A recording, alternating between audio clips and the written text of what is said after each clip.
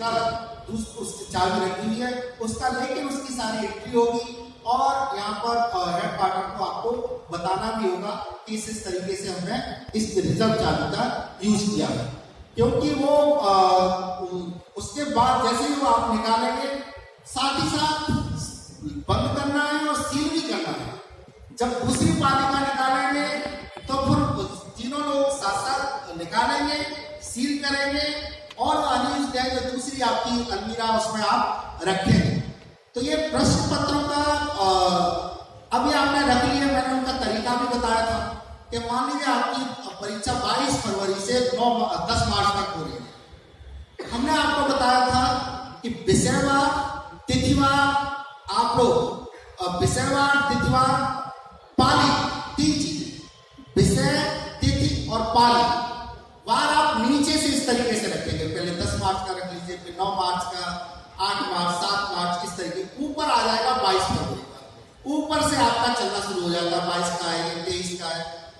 अब ये आपने एक रखने के लिए सुविधा, यानी किस तरीके से आप रख सकते हैं वो मैंने आपको तरीका बताया है। सबसे अच्छा रहेगा हाई स्कूल के आप एक अलग साइड में रखें, इंटरमीडिएट के अलग साइड में रखें, लेकिन कुछ पेपर जैसे हाई स्कूल का मोस्टली मॉर्निंग में ही होता है, इंटरमीडिएट का इवनिंग में होता है, कुछ थोड़े बच्चे होते हैं वो हाई स्कूल के साथ रख दिए जाते हैं। जैसे इकोनॉमिक्स के थोड़े बच्चे, संस्कृत के, उर्दू के रख दिए। वो जो कॉमन वाला है उस पर जरूर हाईलाइटेड कर दीजिए, कहीं आपको ये लगे कि तो हाई स्कूल का ही होना है, पता लगा वो रह गया। उस पाली का जो भी आप वहां पर रिकॉर्ड बना रहे हैं उस पर हाईलाइटेड कर दीजिए कि 24 तारीख में हाई स्कूल का तो होगा ही होगा, लेकिन ये भी होना है। जब आप निकालेंगे तो तीनों लोग, हमने कहा था कि स्टैटिक मजिस्ट्रेट और स्टैटिक मजिस्ट्रेट के वही दायित्व है जो सेंटर सुपरिटेंडेंट के हैं। सेंटर सुपरिटेंडेंट जो कार्य कर रहा है वही उनके कार्य हैं। ये मान लीजिए कि आप वहां के सेंटर सुपरिटेंडेंट हैं, तीनों लोग, तो आप जो काम वहां हो रहा है वो आपको भी करना है। तो वहां पर आप लोगों ने निकालने के बाद फिर जो लिफाफा है, देखिए एक आउटर पार्ट होता है, एक इनर पार्ट होता है। आउटर पार्ट पर भी तिथि, विषय और पाली लिखी होती है, उसको बहुत सावधानी से देखना है। टाइम टेबल का आपके पास रहे, टाइम टेबल में देखें, ये नहीं कि मैंने तो क्रम से लगा लिए, मेरी तो कोई गलती होगी नहीं। जो टाइम टेबल बोर्ड से दिया हुआ है वो आपके सामने रहे, हाईलाइटेड रहे कि मेरी 24 का है, 24 का, अच्छा ये प्रथम पाली हाई स्कूल, ठीक है। फिर आपको एक और अपॉर्चुनिटी मिलती है, इनर पार्ट उसका निकलता है, कि एकदम पेपर नहीं निकलता, उसके अंदर पेपर रखे हुए हैं। उसके अंदर जो पेपर फिर आप एक बार पढ़ सकते हैं, ये कितने किस पाली का है, किस तिथि का है। फिर आप देखेंगे कि एक बार हम देखते हैं कि जो मेरा अनुभव है, आप लोग जो गलती करते हैं कि वो यूज हुए, सपोज 500 यूज हुए और आपने 550 निकाले, 50 स्टूडेंट्स एब्सेंट है, 50 वैसे तो आपको उस रिकॉर्ड पे लिखना है, ऊपर ही लिखना है। कहीं मैं देखता हूँ कई बार वो लिफाफे खाली नजर आते हैं, उसको लिखना है कि 500 हमारे यूज हो गए, ये 50 हमारे इसमें जो हमने इसमें रखे हुए हैं। लेकिन स्टॉक रूम का आपने देखा खुद बार बार नहीं उसमें आना जाना है। अब ये नहीं कि हमारे यूज है उसमें जाके तुरंत ही फिर घुस गए। आप पानी खत्म होने के बाद अनयूज्ड को जो भी आपके रिकॉर्डेड हैं वो वहां पर रखेंगे और लॉग बुक में उसकी एंट्री करेंगे, जो दूसरी वाली है, क्योंकि वहां पर यूज्ड और अनयूज्ड वहीं पर है, तो आपको लॉग बुक में जरूर एंट्री करनी है। ये मैं बता चुका हूं कि कोई भी जो भी एंट्री करेगा स्ट्रॉन्ग रूम के अंदर, चाहे हम हो, चाहे एडीएम सिटी साहब हो, चाहे कोई भी हो, वो मोबाइल के साथ कोई भी एंट्री नहीं करेगा, क्योंकि उसमें सभी अधिकारी और केंद्र व्यवस्था पे सबके लिए मना है, उसमें वो नहीं जाएगा। स्ट्रॉन्ग रूम, जैसे मैं नोडल रूम आता मथुरा का, तो मैंने अभी आपको एक उदाहरण दिया। स्ट्रॉन्ग रूम बिल्कुल आपका अलग होना चाहिए, लेकिन देखा मैंने ये था कि वहां प्रिंसिपल की कुर्सी भी पड़ी हुई है और वहीं पर 2 अलमीरा भी रखी हुई है, तो वो तो आपकी नोटबुक का क्या महत्व रह गया? वो तो हर समय खुला ही हुआ है, तो वो आपकी नोटबुक का कोई महत्व नहीं रह गया है। वो केवल उसी समय आपको हो सकता है, जैसे प्रिंसिपल का ये रूम है और वहीं पर आपका कनेक्टिंग कोई रूम है, उस पर दरवाजा चढ़ा हुआ है, उस पर लॉक लगा सकते हो, तो वो आपका चल जाएगा। लेकिन आप उसी में अगर रखेंगे तो ये गलत है और ये शासनादेश नियम निर्देश का पूर्ण रूप से उल्लंघन है। अगर किसी के यहाँ ऐसा है तो तुरंत ही उसकी व्यवस्था कर रहे हैं कि वो बिल्कुल अलग रहना चाहिए और वो उत्तर पुस्तिकाओं से भी अलग है। ये नहीं है उसी में हमारी उत्तर पुस्तिकाएं रखी हुई हैं, हम अपना खोल रहे हैं, निकाल रहे हैं। ये इस चीज का आप लोगों को सावधानी बरतनी है, बहुत ही इंपॉर्टेंट चीज है, क्योंकि ये यही नहीं है जो डिस्ट्रिक्ट लेवल पर तो इनकी मॉनिटरिंग हो ही रही है, लेकिन वहां से भी इनकी मॉनिटरिंग हो रही है। तो वहां से जब फोन आता है तो हम लोगों के लिए बड़ा शर्मिंदगी ये होती है कि हमने आपको बताया नहीं है, आपको नॉलेज नहीं है और हमने सही तरीके से आपको प्रशिक्षण नहीं दिया। वह ठीक है, हम आपको फोन करते हैं, आपकी शिकायत आए कि आप इसको दूर करें, वो तो चीज चल जाएगी, लेकिन आपको यह देखना होगा कि वो ऐसी नौबत ना आए, कोई शिकायत की नौबत ना आए कि भाई हमने कहा वहां से ऊपर से फोन आया तभी हम इसको बंद कर रहे हैं।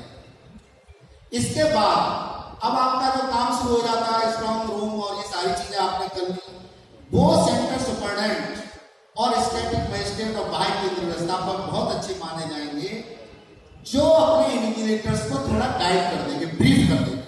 होता क्या है, आप लोग पूरा सुन लेते हैं, उन्हें कुछ अता पता नहीं होता है, उन्हें कुछ अता पता नहीं होता है और वो वहीं से गलतियां हमारी शुरू हो जाती है। तो आप लोग एक ब्रीफ करेंगे, अगर वो शाम को नहीं आ रहे हैं, उसी समय आप आ रहे हैं, वैसे तो एक दिन पहले ही उन्हें ज्वाइन, एक दो दिन पहले ही ज्वाइन कर लेना चाहिए। कभी कभी ऐसी परिस्थितियां होती हैं जो इन्विजिलेटर डीआईएस ऑफिस से लगाए गए या बेसिक शिक्षा अधिकारी ऑफिस से लगाए गए, वो नहीं पहुंच पाते, वो सडनली वहां पहुंचते हैं, तो आप ये मत सोचिए कि हमने इनको जब कर लेंगे, लेकिन आप ब्रीफ कर दीजिए कि आप सब्जेक्ट टीचर तो नहीं है, सब्जेक्ट टीचर बिल्कुल अलाउड नहीं है, और आपकी एक पंजिका बनी हो और उसमें इसका रिकॉर्ड रहे कि कौन इन्विजिलेटर, नाम पदनाम, कहाँ से आए हैं, किस कॉलेज के, और उनकी एजुकेशन क्या है, बीएससी है, एमएससी है, बीए है या एमए है। वो इसलिए जरूरी है कि वो सब्जेक्ट का पता चलता है कि जैसे केमिस्ट्री का पेपर है, अगर वो कोई केमिस्ट्री का आपने लगा दिया जो कि अलाउड नहीं है, तो वो अगर आपके पास रिकॉर्ड रहेगा तो गलती नहीं होगी। दूसरी गलती इंटेंशनली आप लोग करते हैं, वो गलती बिल्कुल न करें, क्योंकि नाम आपका होता है और वो ड्यूटी लगाने वाला कोई और होता है, वो फिर एक दूसरे पर डालते और ऐसा अभिनय लगा दी। मैंने तो कई जगह में वो चीज बता रहा हूँ, उन्हें प्रैक्टिकली देखी है केंद्र पर, और साहब उन्होंने लगा दी, साहब गलती से लग गई, आप छोड़ दो, ये कर दो। ये स्टैटिक मजिस्ट्रेट को ज्यादा इस पर ध्यान देना है। स्टैटिक मजिस्ट्रेट में क्यों बोल रहा हूँ, इसलिए बोल रहा हूँ कि वो हो सकता है केंद्र व्यवस्थापक की पूरी टीम है, वो सब उन्होंने कहा तो साहब तो हमारी उसमें है, लेकिन स्टैटिक मजिस्ट्रेट ही ऐसे हैं जो उसको वॉच कर सकते हैं, उसको पता कर सकते हैं कि कोई सब्जेक्ट टीचर तो नहीं लगा हुआ है।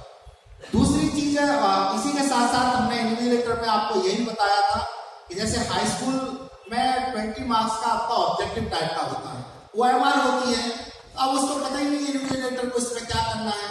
उसमें एक मेन पार्ट होता है और एक उसकी काउंटर फाइल होती है, और जो OMR है एक लिफाफे में रहेगी मेन पार्ट, दूसरे पार्ट में उसका काउंटर फाइल। अब उसे पता नहीं उसने दोनों एक ही में रख दी या रखेगी, बाद में आप होमवर्क पे लगे पड़े हो, सब ये कहाँ गई, कैसे हो गया, क्योंकि 20 मार्क्स वो हाई स्कूल का है। तो ये जब तक आप ब्रीफ नहीं करेंगे, जब तक नहीं बताएंगे, तब तक ये संभव नहीं है। इन्विजिलेटर के लिए ये भी बताना जरूरी है कि भाई अपने आप बता दीजिए, अपने आप बता दीजिए कि आप का कोई पार्टी तो नहीं यहाँ पर एग्जाम दे रहा है। अगर पार्टी एग्जाम दे रहा है, इसका मतलब ये हुआ कि वो आपने अलाउड कर दिया। जैसे हम अभी बता रहे थे, सीओ साहब छत्ता बैठे हुए हैं, अब सीओ क्या एसीपी छत्ता बैठे हुए, मैंने कहा कि एक धारा ऐसी लगा देते हैं आईपीसी 420 में ये नहीं होता कि तो इन्विजिलेटर ने डायरेक्टली अपना ऐसा कर दिया है, वो 420 सबको घसीट लेती है, वो आईओ सबको धीरे धीरे इनका ये इन्वॉल्वमेंट है, आपको पता ही नहीं है। इसलिए सर्टिफिकेट लेना बहुत जरूरी है। At the time of joining everybody will have to take the certificate. कौन सा सर्टिफिकेट है?